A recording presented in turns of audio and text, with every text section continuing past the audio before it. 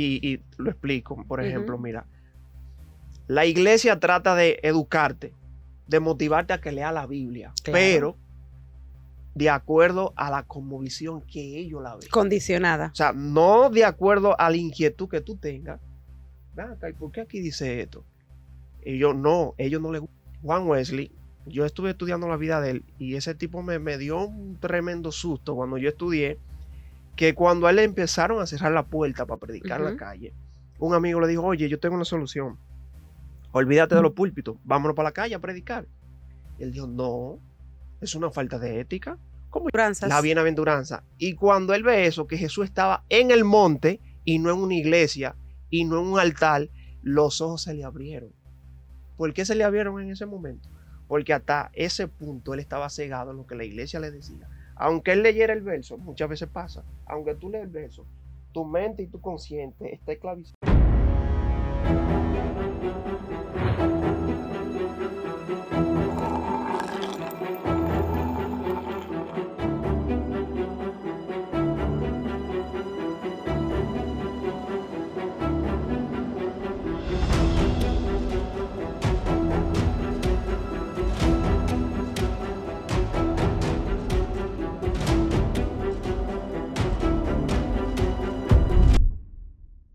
Que lea la Biblia, Claro. pero de acuerdo a la cosmovisión que ellos la ven. Condicionada. O sea, no de acuerdo a la inquietud que tú tengas.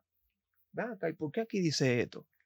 Ellos no les gusta eso. A ellos les gusta que tú estudies exactamente lo que dice ahí y que sea la cosmovisión, ya que La interpretación como te lo indica el pastor. ¿qué concilio tiene? Por ejemplo, Juan Wesley, yo estuve estudiando la vida de él y ese tipo me dio un tremendo susto cuando yo estudié, que cuando a él le empezaron a cerrar la puerta para predicar en la calle, un amigo le dijo, oye, yo tengo una solución. Olvídate de los púlpitos, vámonos para la calle a predicar. Y él dijo, no, es una falta de ética. ¿Cómo yo me voy a poner a predicar en la calle? No, mi iglesia incluso me va a poner en disciplina por eso, pero lo dejó tranquilo. Cuando él se puso a leer, un día se da cuenta en los evangelios que Jesús estaba en el monte enseñando el gran mensaje del sermón del monte, Las bienaventuranzas. la bienaventuranza. Y cuando él ve eso, que Jesús estaba en el monte y no en una iglesia y no en un altar, los ojos se le abrieron. ¿Por qué se le abrieron en ese momento? Porque hasta ese punto él estaba cegado en lo que la iglesia le decía. Aunque él leyera el verso, muchas veces pasa, aunque tú lees el verso, tu mente y tu consciente está esclavizada a lo que te dio la iglesia. Tú lo lees y no entiendes, porque ya la iglesia te ha condicionado. Te impuso ya algo. A él sus ojos se le abrieron y se fue para la calle. Por eso tú tienes una cosmovisión diferente cuando hablamos de que no solamente existe un solo Dios, que es el Dios de la Biblia, el Dios hebreo. Claro que sí. ¿Por qué? Estamos en el programa. Hace rato. Ay, no relaje. Bienvenidos, señores, a este Sin Relajo. De vez en cuando hacemos esto porque nuestros invitados traen mucha información y muchas veces cuando sienten que las cámaras se encienden, a veces se me condicionan. Déjenos en sus comentarios los temas que quieren tratar. Únanse a todas nuestras redes sociales, denle like, activen la campanita para que no se pierdan el contenido. En el día de hoy estamos con Gino Antonio Díaz. Bienvenido, Gino, y discúlpanos. Muchas gracias por la oportunidad primeramente que nos ofrecen para estar aquí. También le voy a dar las gracias a los seguidores del canal que viven comentando muchas veces y preguntándose sobre los temas. Por ejemplo, a mí me motivó otra vez venir los comentarios de ellos que decían, hagan ese debate otra vez, háganle una segunda parte, es muy interesante, debátanlo otra vez. Y gracias a esos comentarios, pues yo traje la motivación de nuevo de volver y aprovechando que no se me vaya a escapar, que la otra vez yo nunca me quise presentar o no me presenté con una teoría absolutista de que este es el Dios, ni tampoco vine con la idea de manifestarle a Dios a los muchachos que me estaban preguntando. No, mira, que este es el Dios verdadero. No, yo simplemente le hice la pregunta y a partir de ahí quería que el debate se fuera fluyendo. La pregunta fue simple. Yo le dije, ¿cómo ustedes vinculaban a Odín con el Dios de Abraham? ¿Por qué y cómo? Y por ahí nos fuimos. No se pudo desarrollar, pero Imagino que JR es uno de tus fans, entonces, después de ese programa. Le dio duro. Gino, tú eres cristiano evangélico. Sin embargo, fuera de cámaras hablábamos de que el Dios hebreo es uno, pero los demás dioses son otros. ¿Me podrías explicar un poquito más referente a ese tema? Sí, cabe destacar primeramente que este tipo de tema lleva un proceso de investigación. No es tan simple, no es simplemente decir lo que te enseñaron en la iglesia, lo que el papá te dijo en la casa, lo que la mamá te dijo en la casa, lo que escuchaste por ahí, sino que esto es tema un poquito complejo, más cuando se habla de las deidades. Hay que tener un proceso de investigación, de análisis, de evaluación, y entonces llegamos a la conclusión de cierta postura, o sea, contraria o a favor, por ejemplo, de la que yo presento. Eh, Uno de los dioses que mayormente se ha vuelto muy popular y lo han confundido mucho, incluso en el canal se ha dicho que es el mismo Dios de Abraham que se le reveló a los nórdicos, que es Odín. Odín, por ejemplo, a él le atribuyen ser el padre de los dioses, ser el padre de la creación. A él le atribuye ser el padre de todo, pero posterior a Odín hay otras deidades superior a él, que él desciende, por ejemplo, de Bor, de Buri. Buri desciende de una vaca, que esa creencia, según ellos, mantienen de que en el principio del universo existió lo que se le llama un gran vacío. De ese gran vacío habían dos materias, el fuego y el hielo. Cuando el hielo y el fuego se mezclaron, de ahí se crea el primer ser creado de la tierra, que es Ymir. Ymir no era un dios, pero según su creencia es la primera creación que forma el universo. De Ymir salió también la vaca, una vaca que no se sabe de dónde salió, pero de esa vaca empieza a lamer el hielo de Ymir, y de esa acción es que sale Buri, de Buri sale Bor, de Bor sale Odín, Billy y Be, que son dos hermanos que tiene Odín también. ¿Me podrías hablar un poquito más de por qué Odín para los nórdicos, por qué Dios para los hebreos? Por ejemplo, mira, cada deidad tiene una característica que lo da a conocer hacia la cultura en el que se está manifestando. El Odín que nosotros vemos en los nórdicos tiene características totalmente a la deidad del dios hebreo. Por ejemplo, Odín lo representan con ser el dios de la furia, el dios de los pleitos, el dios de la guerra, perdón. También se le atribuye ser el dios de la magia, el dios del encantamiento y de la hechicería. Ahí, cuando nosotros empezamos a ver eso, encontramos una gran diferencia al dios que se le presenta a Abraham. También en la creación del universo y de la tierra, ellos presentan una creación un poquito más compleja que la que se muestra en Dios en Génesis. Por ejemplo, la creación según los nórdicos se forma cuando Odín toma a Ymir, el gigante, lo matan, lo descuartizan. Entonces, con la carne de ese gigante es que ellos forman la tierra, con la sangre forman el mar, con los cabellos forman los montes, con la, la cabeza forman el cielo, y así se van yendo. Entonces, cuando vienen a crear la primera especie humana, lo hacen de dos troncos, de dos árboles. Entonces, de ahí ellos tallan el ser humano. Entonces, cuando nosotros vemos eso, estamos tomando claramente una contradicción a lo que es el Dios de Abraham. Ahí nosotros encontramos puntos válidos que nos hace ver de que no es el mismo Dios. Inclusive la ciencia le da un punto a favor a la narrativa que se da en el Génesis. En Génesis 2, me parece, capítulo 12 en adelante, da una narrativa de cómo se creó el ser humano, totalmente diferente. La ciencia ha ido comprobando que ciertos tipos de arcilla tienen moléculas orgánicas que le han dado la posibilidad de traerle vida al ser humano, y que esas arcillas contienen unos componentes minerales que tienen dentro el aluminios, el alcinios y el oxígeno. Entonces, ahí la ciencia, sin ser religiosa, sin nada que ver con la religión, ahí apoya lo que dice la Biblia. Entonces, ahí nosotros podemos tener una diferencia de que no es el mismo. También esa cultura es politeísta. Odín no es el único que se adora ahí. Hay más dioses, está Thor, está Freya, está Friggi, está Loki, está un montón de deidades que en la religión hebrea se prohíbe esa adoración, se prohíbe el politeísmo. Ellos no, ellos pueden adorar a todas las demás deidades, no simplemente a Odín. Hablemos de Asherah. Asherah es una deidad femenina, descendiente de Canaán, por ejemplo. También a ella se le ha atribuido de ser la esposa de Dios. Pero yo creo que, bueno, no simplemente yo creo, hay suficientes datos para nosotros poder comprobar si realmente esa teoría es cierta, de si es la esposa de Dios o no es la esposa de Dios. En la Biblia Asherah se menciona como Asherah. También se menciona en otras culturas como en lo babilónico como la reina del cielo. También se menciona para los sidonios como la Astoret, que incluso el pecado que cometió Salomón en la Biblia, Dios se lo reclama por él tomar una mujer de los sidonios y crearles un templo a Baal y a Asherah. Y Dios les reclama eso como un pecado.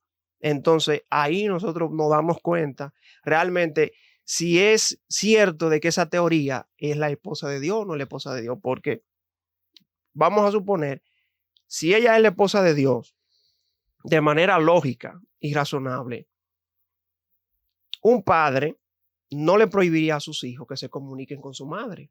Eso es lógico. Que tenga afecto con su madre o que tenga comunicación con su madre. Sin embargo, en la historia bíblica nos muestra que Dios prohíbe toda comunicación con otras deidades, inclusive con Asherah. Entonces ahí eso nos da a nosotros razones suficientes para entender de que no es la misma, la esposa de Dios, que en verdad no es ninguna esposa. Al contrario, Dios siempre se mostró contrario a que el pueblo adorara a otros dioses. Por eso en el capítulo de Éxodo, él le dice al pueblo, no tendrá dioses ajenos delante de mí. Éxodo 20, versículo 3, creo que dice. No tendrá dioses ajenos delante de mí. Entonces ahí a nosotros nos da suficientes razones para entender que Dios era celoso con esto. Y ojo, mucha gente dice, por ejemplo, que no, que tú tienes que entender que eso es cultura. Y como es cultura, es que Dios le habla así. Y no es así. Si nos vamos a cultura, el pueblo acababa de salir del desierto. O sea, acababa de salir de Egipto, perdón. En esa tierra existía lo que era el politeísmo. Ellos eran amantes también a adorar a otros dioses. Ellos vienen de cultura generalmente que se adoraba el politeísmo. El mismo becerro que crea más adelante con el pleito que se armó cuando Moisés se fue y ellos dijeron, no, Moisés no viene para acá, vamos a crearle un dios para nosotros. Y ahí formaron con las argollas y el oro una deidad. ¿Y qué salió de ahí? Un becerro. Ese becerro no salió a lo loco. Eso fue pensado, calculado y analizado y le dieron forma. Ese becerro representa a Apis, el dios de Egipto, uno de los dioses de Egipto, pues nada más no hay uno, hay varios. Y Dios les reprendió esa acción que ellos cometieron ahí. Entonces, culturalmente el pueblo siempre se vio inclinado a querer adoptar otras deidades. El mismo Abraham desciende de Mesopotamia, una tierra que había más de 3.600 dioses. O sea, culturalmente ellos vienen de un lugar donde había otras deidades, que por eso es que a nosotros le encontramos más sentido cuando Dios le dice a Abraham, sal de tu tierra y de tu parentela y te vas a un lugar donde yo te mostraré. Dios le dice eso porque en la tierra donde él está había una cultura politeísta y Dios quería sacarlo de esa cultura politeísta, que de hecho se cree también que el papá de Abraham estaba ligado a esa cultura politeísta, que por eso que él dice en el verso, y sal de la casa de tu padre, porque son totalmente politeístas. Y Dios está contrario a eso y que el pueblo lo adopte como parte de su cultura también. Hablemos de los dioses hindúes, Shiva, Brahma y Vishnu. Ahí sí es un poquito complejo. Es más complejo que los nórdicos y es más complejo con la teoría de Asherah. ¿Por qué? Porque los hinduistas todavía no han podido definir de quién creó el universo y de cómo se originó el principio del universo. Los hinduistas tienen varias posturas. Por ejemplo, los chivaístas, ellos asumen de que Chiva fue el Dios supremo. Y como fue el Dios supremo, el mundo se creó conforme a como Chiva lo iba formando. Pero también hay otro grupo que dice no, que es Vishnu. Pero también hay otro grupo que dice no, que fue Brahma. Entonces ellos tienen un lío y no se han puesto de acuerdo de quién en realidad y de cómo inició el principio del universo. También hay una deidad que es superior a ellos. Muchos hinduistas ortodoxos te pueden decir de que Brahman es el que le da existencia a todos esos dioses. Y ellos te dicen, ¿quién es Brahman? Porque está por encima de todas esas deidades y se cree que él fue el que le creó. Entonces ellos te pueden decir que Brahman es el principio universal supremo, la realidad superior del universo. Y ellos toman eso como absoluto dentro de su cosmología, que Brahman es la causa de la materia, de la verdad, de la vida, de la verdad infinita incluso, que no varía y no cambia, pero que él es la causa de todo cambio. Entonces, ahí también ellos asumen tener una adoración politeísta, donde adoramos a varios dioses, cosas contrarias también a la que tenemos con el dios hebreo. Pero Brahman lo ven más como una energía, ¿o no? Una energía creadora e iniciadora. Sí, pero lo que te digo, también ellos dicen no, que es Vishnu. Otra postura dice no, que es Shiva el que le da inicio a todo. Otra postura dice no, que es Krishna, por ejemplo, que le da inicio a todo. Te iba a Entonces, preguntar por Krishna ahora mismo. ahí es más complejo porque ellos mismos no se han puesto de acuerdo cuando ellos te intentan dar una explicación de cómo se originó todo. Hay una famosa historia que ellos cuentan de cómo inició todo y ellos te dicen que en el principio del universo había un huevo cósmico o una flor de loto, donde esa flor de loto llegó al mar, al océano, y dentro de esa flor, de ese huevo, perdón, había una deidad llamada, creo que es Prayati, algo así, que luego se identifica con ser Brahma. Entonces, ese dios que estaba dentro de ese huevo, se dice que rompe el huevo y de la parte de arriba del huevo crea la tierra, el cielo, de la parte de abajo crea la tierra, de las membranas crea la montaña, las piedras y de los fluidos y de las venas del huevo crea el río y crea el océano. Entonces, cuando te vas a la creación humana, es bien difícil. En la creación humana ellos no te saben definir cómo se creó o se formó el ser humano. Te cuentan una historia de un diluvio, por ejemplo. También ellos tienen un diluvio, un famoso diluvio, muy, se puede decir, muy diferente al diluvio que se presenta, por ejemplo, en el libro de Génesis. ¿Y Alá? ¿Es el mismo Dios con un nombre diferente o estamos hablando de un Dios distinto? Bueno, mira, aquí sí es más complejo, porque en las otras culturas, algo que ellos tienen en común es que adoran y sirven al politeísmo. Y las adoraciones que ellos tienen siempre va a ser vinculada a hacer imágenes. Ellos forman imágenes y luego adoran esa imagen. Pero en esta religión musulmana, ellos tienen algo parecido a lo que nosotros presentamos, a la adoración a un solo Dios, que es el monoteísmo. Entonces, con Alá, lo único que ellos varían el nombre, su idioma original árabe, ellos le ponen Alá. Pero la única diferencia que varían es en la verdad que ellos portan dentro del libro que se les revela a ellos como verdad, que es el Corán. Ahí es donde nosotros establecemos la diferencia. Ellos cuentan la verdad de un punto de vista desde su libro. Entonces, el judaísmo cuenta la verdad desde el libro de ellos. Pero, ¿a quién le vamos a hacer caso? ¿Quién tiene la verdad? ¿Por qué no se parecen? Bueno, tú puedes hacer un análisis y te das cuenta, por ejemplo, que los musulmanes con esa religión islámica inician 600 años después de Cristo, 600 años después de los discípulos, inclusive después de los apóstoles y después de los seguidores de los apóstoles. Después de esos 600 años, surge el famoso Mahoma, que todos lo conocen, surge con su teoría y empieza a contar una serie de experiencias que tuvo en una montaña. que un ángel Gabriel se le aparecía y le empezaba a contar muchas cosas. Le recitó como 3.600 y pico de versos y eso lo iba anotando y se cree que de ahí se fue formando el Corán, contándote una verdad totalmente distinta. Por ejemplo, una verdad que ellos tienen. Ellos te dicen que Jesús no murió en la cruz del Calvario. Ellos te dicen que Jesús no murió por los pecados del mundo. Jesús ni murió ni resucitó por los pecados del mundo. Jesús ni siquiera murió ni en una cruz ni en un madero. Jesús no hizo milagros. Jesús no vino con ese propósito. Inclusive él no es ningún Mesías que los judíos le atribuyen. Esa es su verdad que ellos cuentan, distorsionando totalmente la historia que se fue contando mucho antes que ellos. Pero ellos le hacen varias variaciones de esa verdad que ahora ellos portan. Asumen tenerla absolutamente de ellos y por ellos.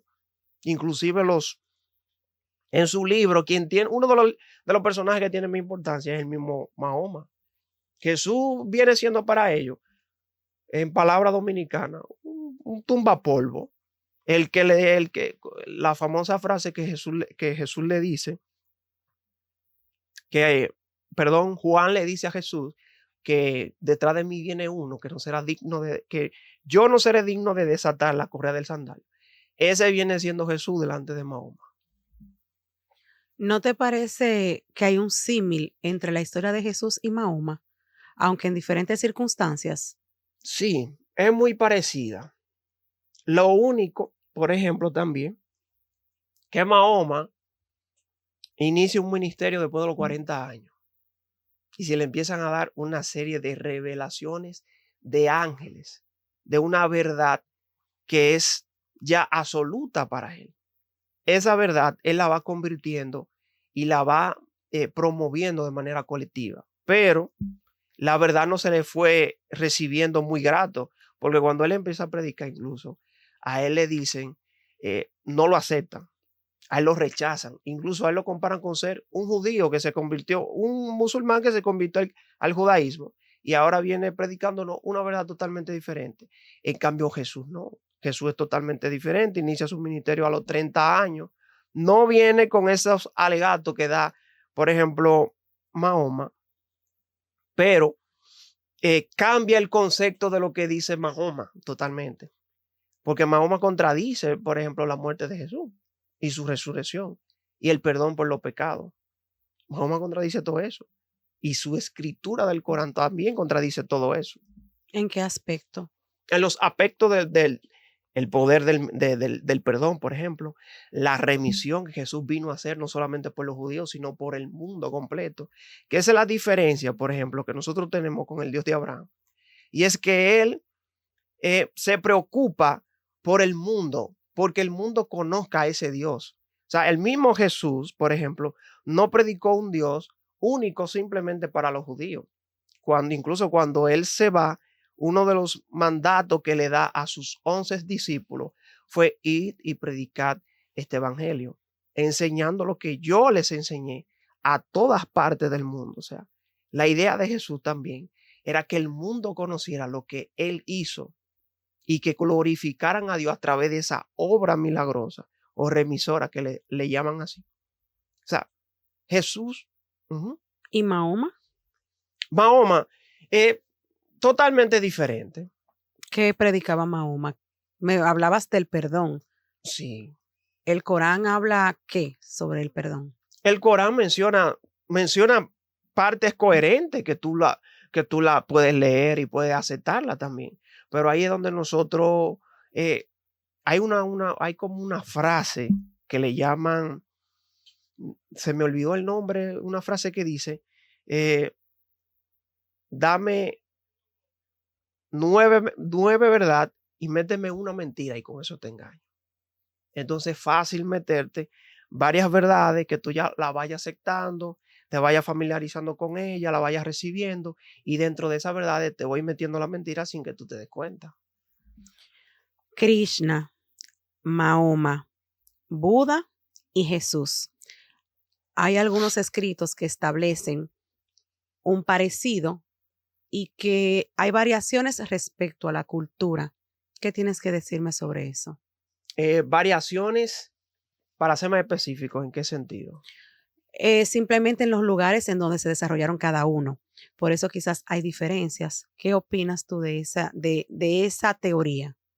Mira, desde el principio, eh, el Señor, Dios primeramente, desde el principio su interés fue desde que recata a Abraham, que te mencioné del politeísmo, que es el precursor del monoteísmo, es que un mundo fuera restaurado con los, los mandatos y leyes que él le va entregando poco a poco a ese pueblo que él va rescatando que se perdió, porque esa es la idea.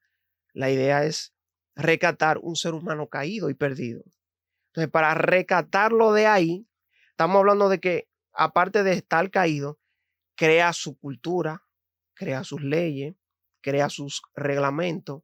Entonces, Dios ha venido a tratar de ese ser humano que creó sus propias normas y su propia creencia acerca de una deidad. El hombre siempre ha querido llenar el vacío, ese hueco de andar en busca de una deidad. Entonces, en ese vacío es que ellos van formando sus dioses. En ese vacío es que ellos van formando de acuerdo a su cultura y a su entorno. En ese vacío. Pero Dios, con el principio de Abraham, quiere rescatar al ser humano de ahí de donde está metido, sin importar la cultura. Porque si así fuera, por ejemplo, Jesús no mandará a sus discípulos a predicar el evangelio, porque en otras tierras se lo iban a rechazar. O sea, tiene sentido. ¿Por qué Dios quiere rescatar al mundo envuelto en esa cultura que ellos mismos se han creado? Ahí está la respuesta en Jesús. Jesús ha querido rescatar el mundo desde el principio, desde eso. Por eso mandó a sus discípulos a predicar y a enseñar ese evangelio. Porque Dios va más allá de la cultura. Dios trasciende la cultura. La cultura la crea el hombre. Y sin embargo, nosotros asumimos y creemos que Dios es el que crea el hombre. El hombre crea su cultura de acuerdo a su concepto, su cosmovisión y su entorno. Dios, en medio de eso, cuando ve que el ser humano se va torciendo y tiene pensamientos retorcidos, creando su concepto, entonces ahí entra la divinidad queriendo rescatar ese ser humano perdido. Por ejemplo, hay una famosa historia, quiero hacerlo breve para no extendernos.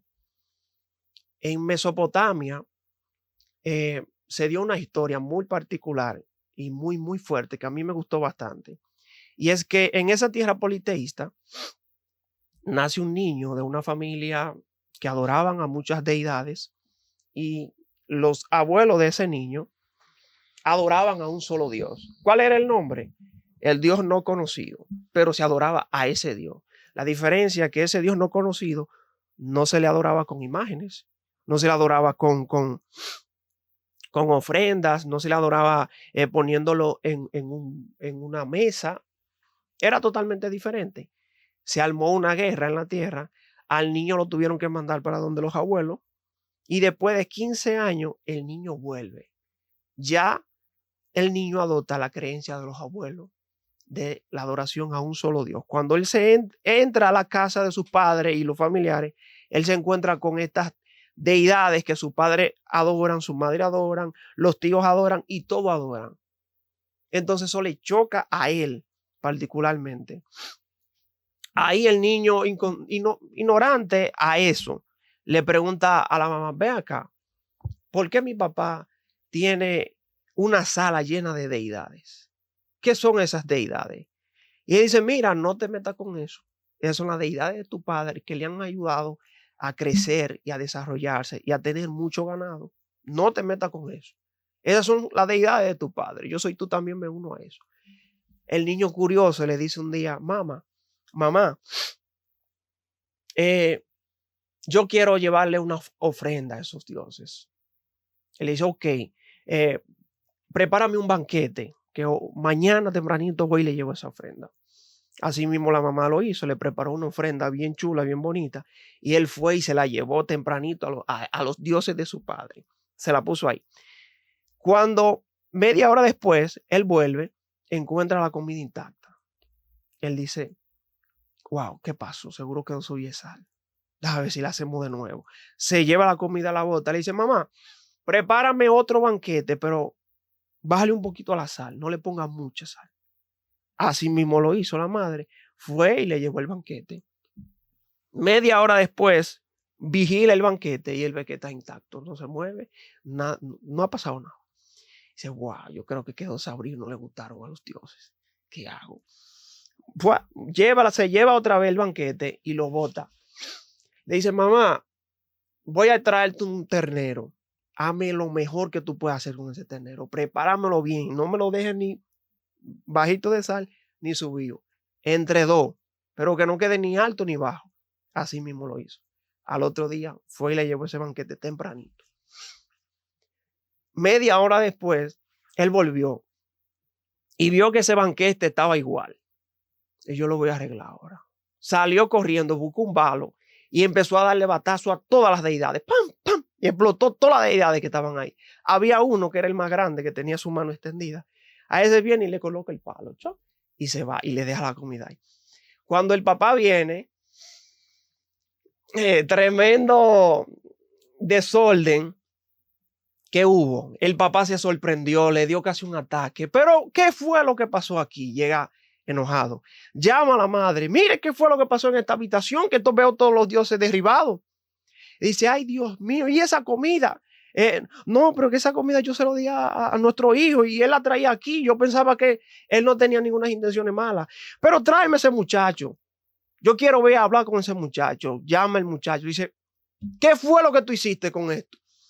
No, papá, todo tiene una explicación. Explícame rápido, porque yo quiero saber qué fue lo que pasó. No, tranquilo, papá. Todo tiene una explicación. Explícame, muchacho, rápido, para no explotarte aquí mismo. Y él le dice, no, papá, mira qué fue lo que pasó. Yo quería agradarlo a los dioses tuyos. Mi intención fue agradarlo. Como yo vi que tú le ponías comida. Yo vine hoy temprano, vine hace 3 días, perdón. Le traje una. Entonces vi que no se la comieron, pensé que quedaba muy alta de sal. Le traje otra al otro día, tampoco se la comieron. Pensé que estaba muy subida de sal. Entonces cuando vine el tercer día y le traje el ternero, hubo un problema, papá. Pero explícame, muchachos, rápido, que tú me tienes desesperado ya. ¿Qué fue lo que pasó? Ay, papá, cuando yo le puse el plato ahí con ese ternero, bueno, buenísimo, el chiquito que estaba en aquella esquina, de una vez se desesperó y le entró arriba. Y el gordito le dijo, cuidado si te metes, que yo soy el que voy a comer adelante. Entonces, el grande que estaba allá arriba, le dijo, el primero que va a comer de este manjar soy yo. Nadie le ponga la mano. Entonces, ahí se volvieron locos y se entran a trompa entre todos. Y es con ese bate que tú ves que está ahí. Con ese el grande lo desbarató a todo. Pero mira, muchacho, y es que tú te estás volviendo loco, muchacho. Pero dígame, papá, ¿qué pasó? No. Y es que tú eres loco, muchacho. Dime, ¿qué fue lo que tú hiciste? Papá, pero te estoy explicando. Esa es la verdad, eso fue lo que pasó. No, es que tú no entiendes, mi hijo. No, papá, explíqueme, porque ahora usted me tiene asustado. Tú no entiendes, Dios mío, explíqueme. Que estoy asustado. Esas deidades fui yo que las formé. Fui yo que le di mano, fui yo que le formé los pies. Eso no se puede mover. Fui yo que le puse boca. Eso no puede comer. Fui yo que le puse ojo. Eso no puede ver. Tú no entiendes que eso son cosas que yo hice. Eso no tiene poder para moverse. Y el niño se quedó mirándolo. Le dijo, ¿en serio? Y en eso es que tú le pones toda tu fe y toda tu creencia en algo que no se puede, que no puede ver, que no puede hablar, que no se puede mover. Dígame. Utilizando la misma historia que acabas de hacer, entonces el Dios verdadero, que sí puede contestar, que sí puede moverse y que sí puede manifestarse, que es el Dios hebreo, ¿es la verdad? Ahí va a depender de cómo esté tu corazón para recibir eso. Va a depender mucho de cómo el hombre reciba esa verdad. Nosotros predicamos y enseñamos y damos fe y testimonio de que ese es el Dios verdadero, el Dios que se le manifestó al mundo en un tiempo determinado, cuando el mundo estaba envuelto en pecado, y más adelante se le entrega un sacrificio para volver a restaurar el hombre y tratar de unir de nuevo a Dios con el hombre. O sea, tú puedes leer las otras culturas y te vas a dar cuenta que en ninguna de esas culturas hay una historia tan chocante como la que revela en esa historia hebrea. de un Dios que quiere rescatar a la humanidad.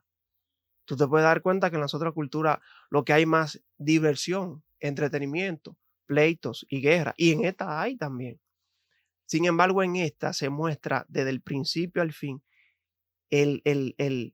va inclinada más de cómo Dios quiere rescatar el ser humano. Entonces, al nosotros ver la intención de Dios en ese sentido, nosotros asumimos eso como el Dios verdadero. Porque en la demás, ¿qué te puedo decir? Déjennos en sus comentarios qué otros temas quieren. Déjenme preguntas para nuestro invitado del día de hoy y síganos que tenemos muchísimo más contenido. Gracias, Gino, por estar con nosotros. Siempre.